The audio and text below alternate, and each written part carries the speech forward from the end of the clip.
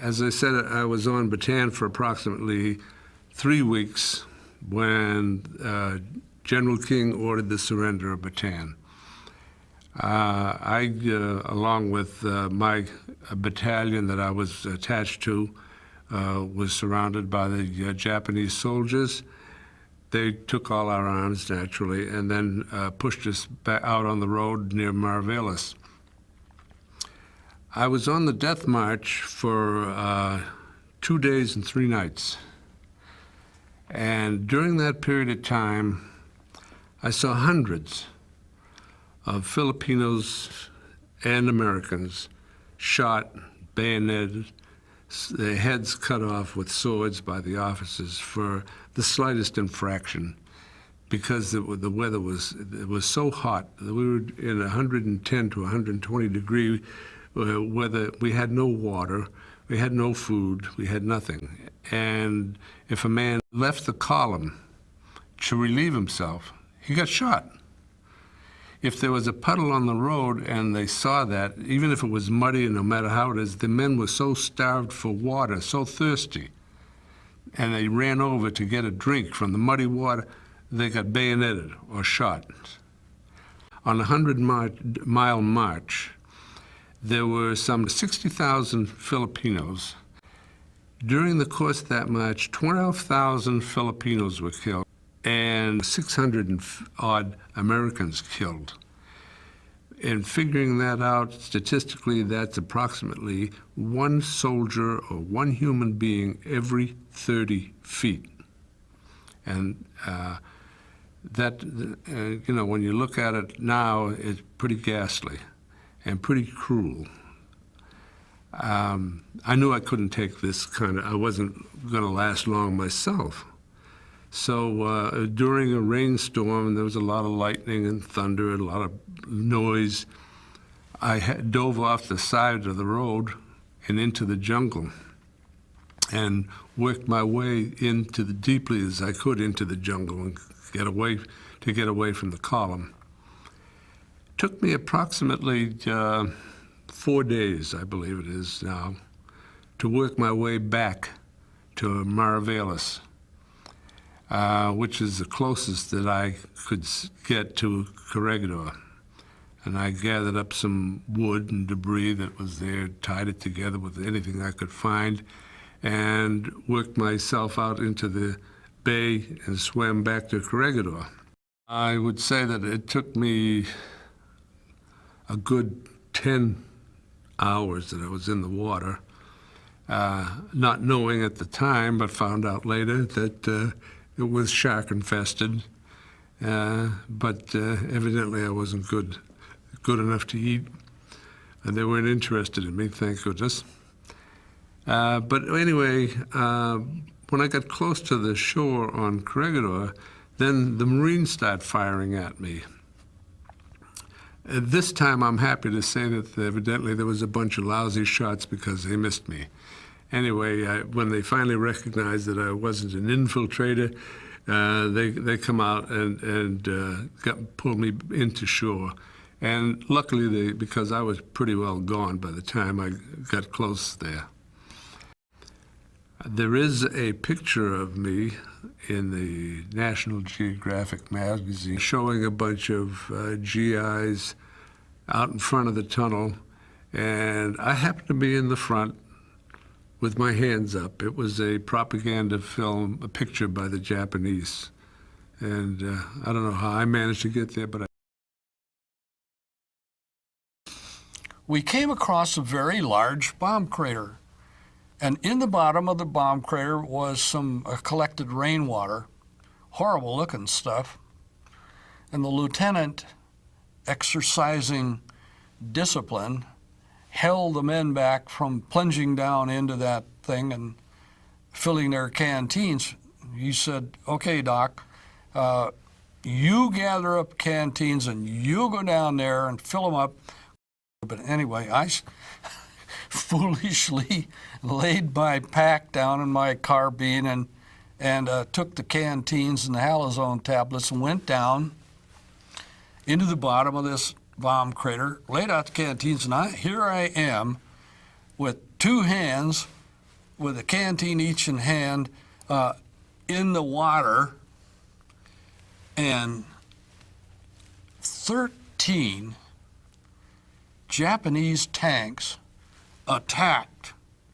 Could hear them coming, and I sort of looked up, and I could see them. Here I am really out there, no weapon, just helpless. I couldn't get up and run up the side of the bomb crater and head back to my area. It was too late then. The tanks were in and around us and firing, and the Marines were firing, and the Shermans were firing, and God, things were flying through the air. But they were swarming all over the place. And we had, by that time, this is D-Day, landed General Sherman tanks, 5 of them. And they're pretty agile, too. They mounted like a 155 gun, pretty powerful gun, and they were very well armored.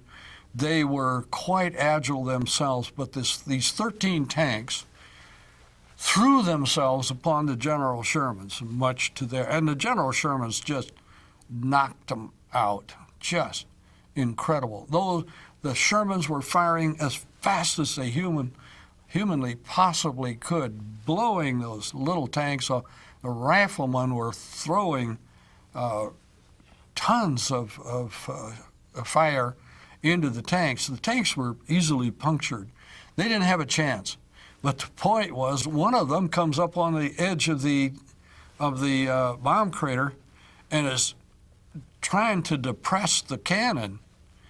I guess they decided, forget it, we can't get the gun down there anyway, so they backed off, and then bang, the Sherman hit it, and the turret went up in the air about 20 feet and spun around, and that was so much for that one. But it was just intense. It was so noisy, you just couldn't believe it. And the intensity of the fire was just incredible. The Japanese were firing artillery down into the area, and the tanks were just, it was a suicide attack. They just lost their entire tank force, bang, in one hot 10 minutes. It was incredible. Buzo had been a sergeant major of the constabulary police, I believe. When the Japanese came to Guadalcanal and the Coast Watcher had to hide, Buzo then became a very important element because he commanded the police there. They literally guided us across that island, and if it hadn't been for those natives carrying stuff, carrying food for us, ammunition, guiding us, scouting for us and all that, I don't believe that we would have been anywhere near as successful as we were. So Buzo, as you know, I think everybody knows the story of how he was captured by the Japanese and was tortured. They stabbed him with a bayonet under the throat and under the ribs and in his genitals and everything, and they tied him to a coconut tree. And because they had found a little American flag on him, and they knew that he was scouting for the Americans, and they wanted to know where our lines were, and he wouldn't tell them anything. And they just stabbed him for hours and tortured him until he passed out. And they thought surely he was dead. So they just left him hanging there. Well, the old rascal chewed his way through the rope, and then he crawled for something like 3 miles, crawled through the jungle back to our lines to tell them where the Japanese lines were. So the Marines venerated him, which I always thought was kind of funny because we had a lot of Southerners who would not let a black guy into the same restaurant they were in. And in those days, there were a lot of young Marines from the South and a lot of NCOs. They loved this man. They venerated him. I don't think they ever noticed what color he was. But he was just a terrific person. And the natives and the Australian Coast Watcher and Mather they were just our life preservers. And due to them, we were able to function very well behind the Japanese lines. I think they were our secret weapon. There was a machine gunner named Mitch Page, and he had just a platoon of machine gunners. But, you know, a machine gun fires 550 rounds per minute. But they had beefed up their machine guns so they'd fire 1,000 rounds per minute. And the Japanese, they always attacked at night because they didn't think the Americans were very good fighters at nighttime, and also they weren't used to fighting at night. They were used to fighting in the daytime. But the Marines were ready for them. And when they hit the barbed wire, Mitch Page yelled out, "Fire, machine guns, fire!" And all these guys, they opened up. There were about 925 Japanese that were killed. And most of the guys, they were either killed or wounded because there were so many Japanese.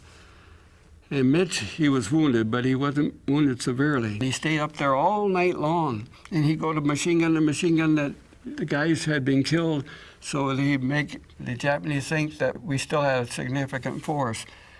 And then he came back, and there was an empty machine gun, and he was running towards it, and a Japanese was running for it.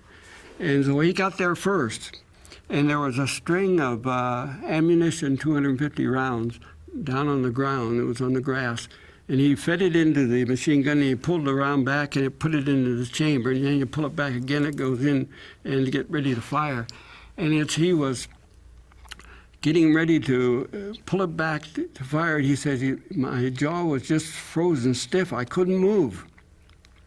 And at that time, the Japanese, who was about 30 yards away, he had a Nambu machine gun, one of their own, and he had a clip in his machine gun, and he fired at Mitch.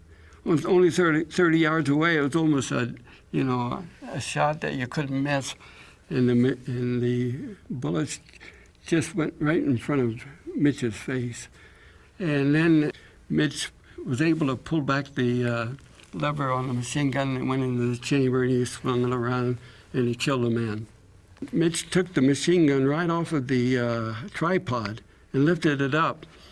And he said, you know, it was red hot. It was burning my hands, because he says, I was so excited, I didn't even feel it. And he said, first, I had learned a little Japanese when I was playing baseball before the war. And he yelled out to the Japanese that were off in the background. He said, stand up! And so these Japanese, being very obedient soldiers, they stood up. And Mitch took his machine gun and mowed them all down. And then they attacked.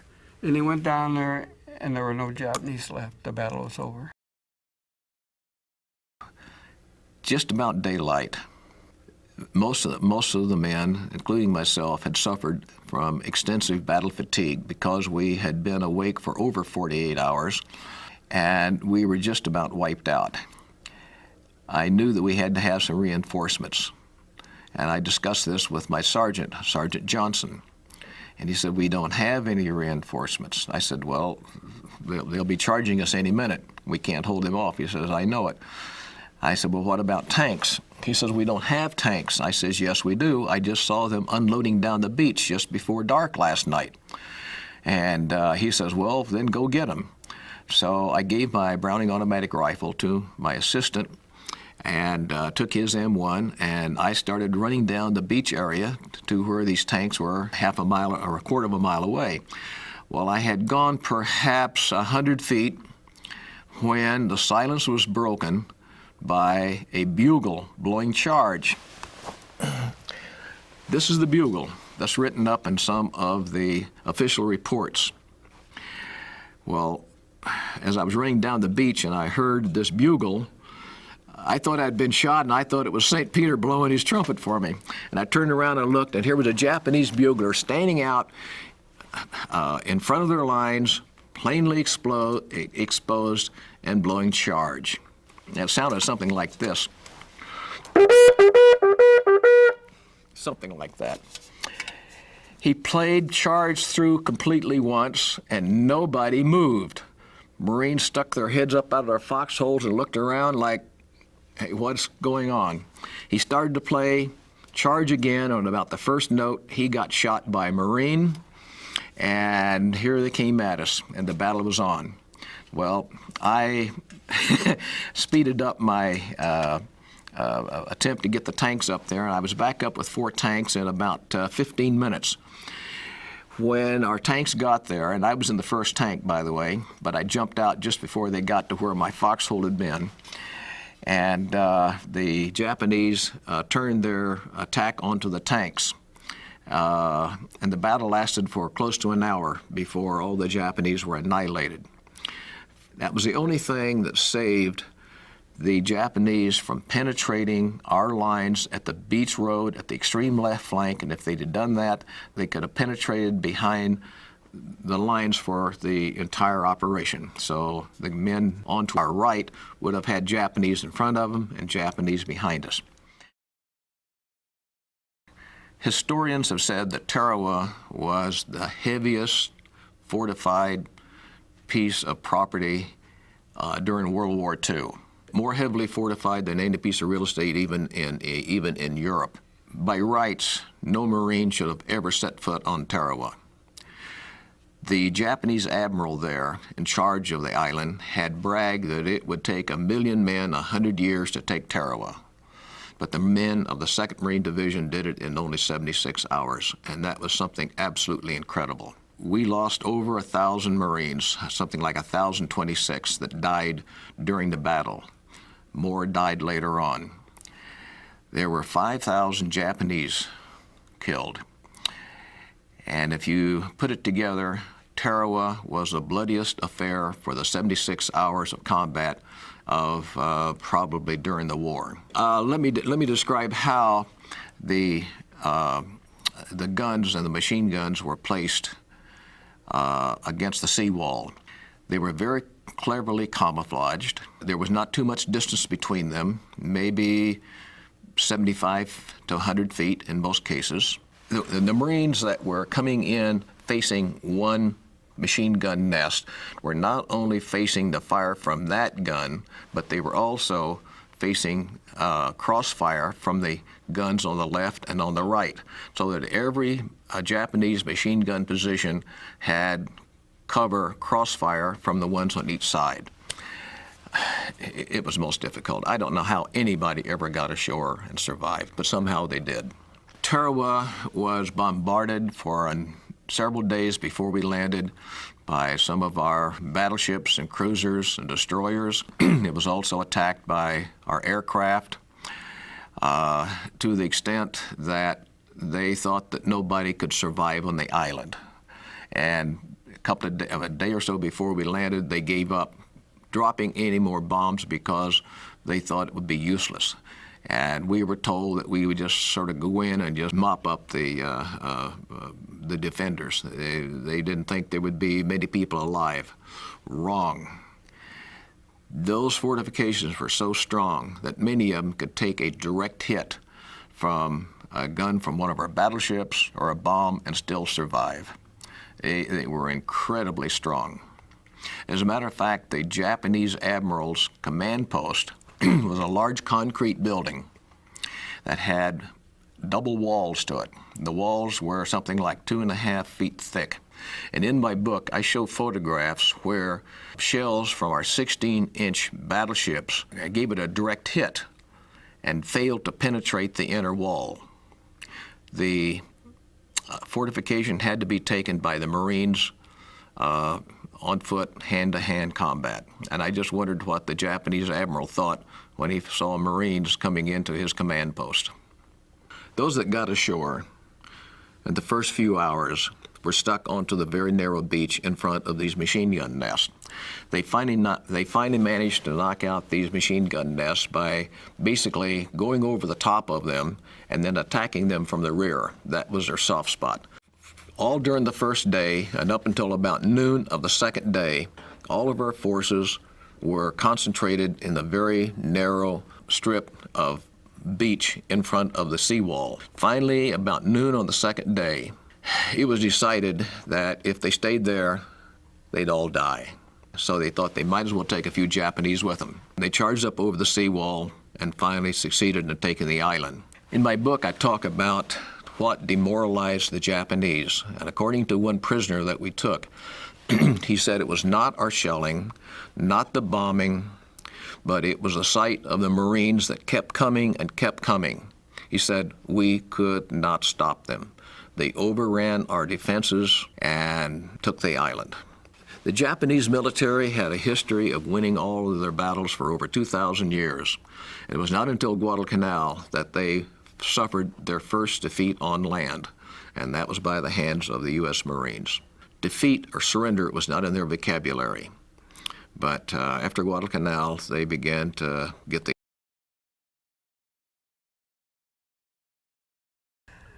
Well, the thing of it is, your adrenaline kicks in, and you can lift heavier weights and man heavier hoses than you could ordinarily. 2 men can't hardly hold a 2.5-inch hose with the fire pumps going at full blast. But we did it then at Pearl Harbor, and half the time you couldn't see, except you see a little flame now and then.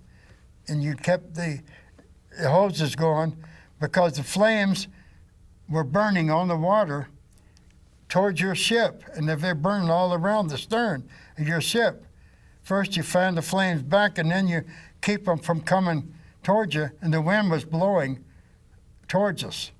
So we were just fighting and fighting. We had, of course, we had whites on, and the whites we had to throw away after Pearl Harbor.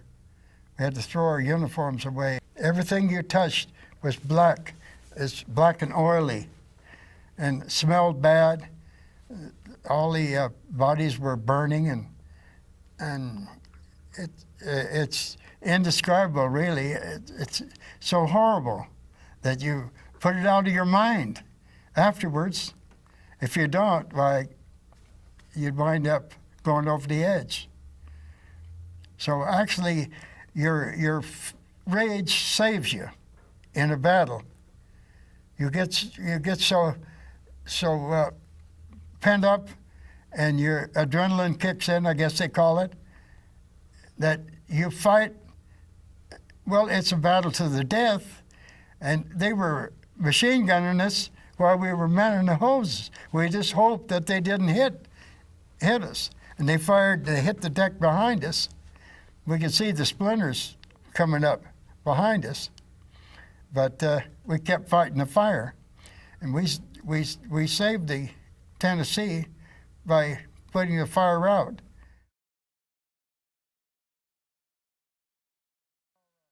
This one cruiser sunk about 5 miles from us. 2 planes dived right into it at the same time.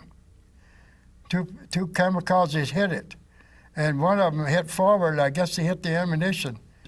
A great big pall of flame went up. The cruiser sank within just a few minutes, but they got most of the men off, and we picked up a lot of them because of the sharks. The sharks was attracted by men falling in the water, jumping in the water. We sent riflemen out to shoot the sharks in the water to keep them from getting the guys that had to abandon ship. They'd shoot at sharks around them so that they wouldn't attack the men. Sometimes you see blood come to the surface of a shark. Sometimes they would turn belly up, but it was real bad because a cruiser has around I think 11 or 1,200 men, and they all had to get off. But they got most of them off. That one ship that I saw sink.